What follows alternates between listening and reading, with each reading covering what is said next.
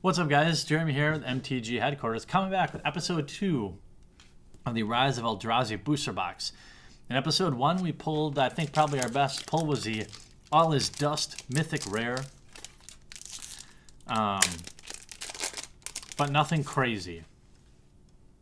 Prophetic Prism, you know what? It's funny, I play this more in Limited than you'd think. Especially if it's almost like a must if I'm playing 3 colors. And currently in Gatecrash. Cabria Vindicator. Got a Skeletal Worm. Bramble Snap. And our rare is a Momentous Fall. As initial cost to cast Momentous Fall, sacrifice a creature. You draw cards equal to the sacrificed creature's power. Then you gain life equal to its toughness. Okay. Oh, we have a Foil Mountain. Foil Mountain. I would have preferred a foil legendary creature, but, you know, mountain. You can do all sorts of mountainous things with it. Alright. Survival Cache. Dreamstone Hedron. Guard of Gomazoa. And a rare. Drana Callister Bloodchief. She comes in an intro pack, so I doubt she's worth much, but it's a 4/4 flyer that has the ability to basically kill stuff on command. So it's actually seems like a very playable card in terms of playable in terms of limited, tabletop. I don't know how it would do in standard. I just don't know. All right, we have in pack number 3. Dun dun dun dun dun dun dun. Horaga Tree Speaker. Traitorous Instinct. Luminous Wake. And we have a Splinter Twin. Enchantment. Enchanted creature has tap. Put a token that's a copy of this creature into the battlefield. That token has haste. Yikes. Exile it at the beginning of the next step. Still. That's pretty tight. It's pretty toit. So how you guys liking the channel? I hope you do. We're at or above 3,000 subscribers already. Well on our way to 4. Catching up with those 2 guys that are ahead of me. 2 main guys. Explosive Revelation, who both put out great content. Corpse Hatch. Acorum Boulderfoot. Oh, look at this thing. It's a mythic Kalini Hydra. It's what? 1, 2, 3, 4, 8 green mana for an 8/8. But it costs 1 green less to cast for each green creature you control. Whoa. Okay. You can see that getting out of control. You can see that getting pretty nuts. I don't know if you played mono green.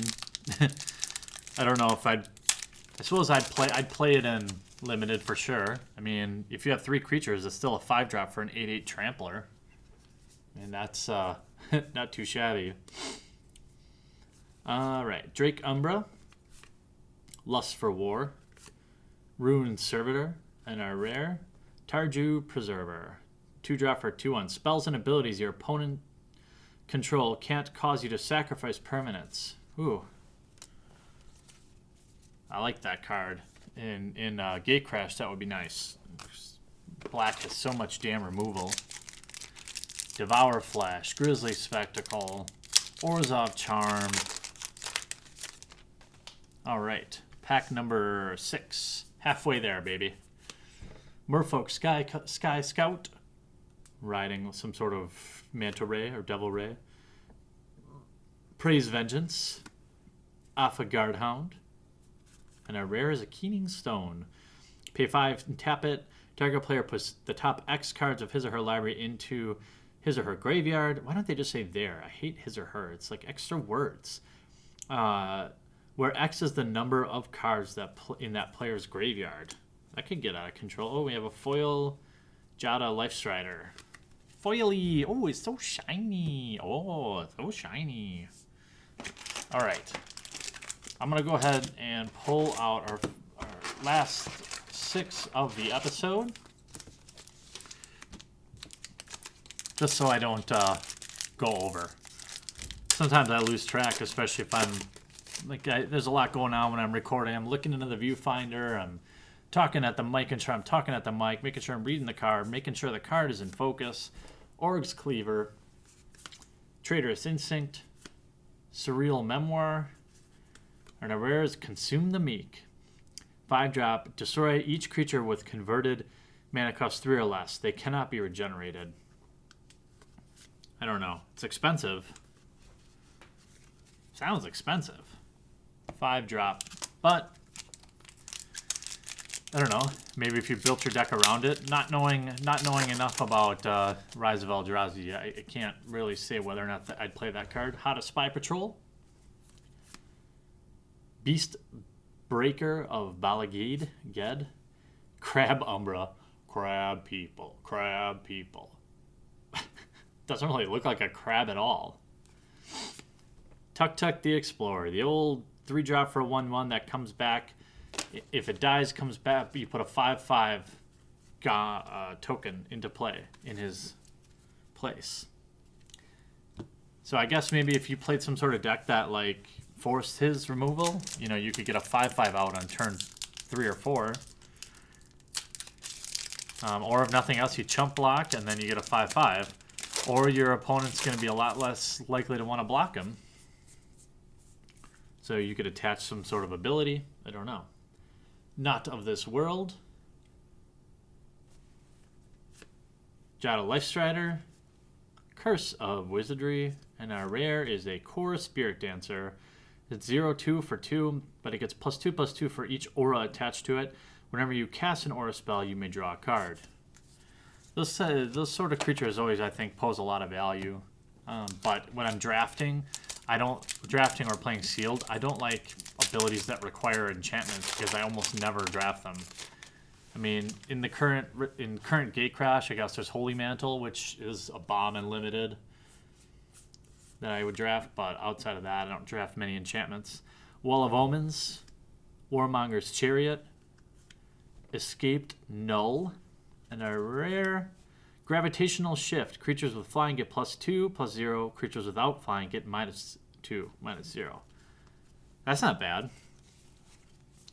One of the ways, I think, one of the casual ways people win limited stuff is people forget that they have to deal with flying. I mean, a lot of times, like even in Return to Ravnica, I would draft all these like weak flyers, and people just couldn't block them.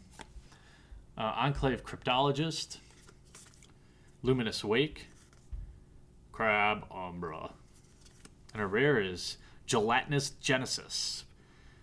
XX green, put X XX green creature tokens into the battlefield. Okay. I think we have a foil. We do. A foil Gloom Hunter. That's pretty rad art. I'm not like a huge art guy, like in terms of stuff. I actually prefer the old stuff, and probably just because of the nostalgic feel of it, but like Wall of Bone from like Revise and stuff like that, or like Drudge Skeletons I like. Artisan of Kozilek, Emerge Unscathed, Gravity Well, and our rare is a Sphinx Bone Wand. 7-drop. Whenever you cast an instant or sorcery spell, you may put a charge counter on the wand.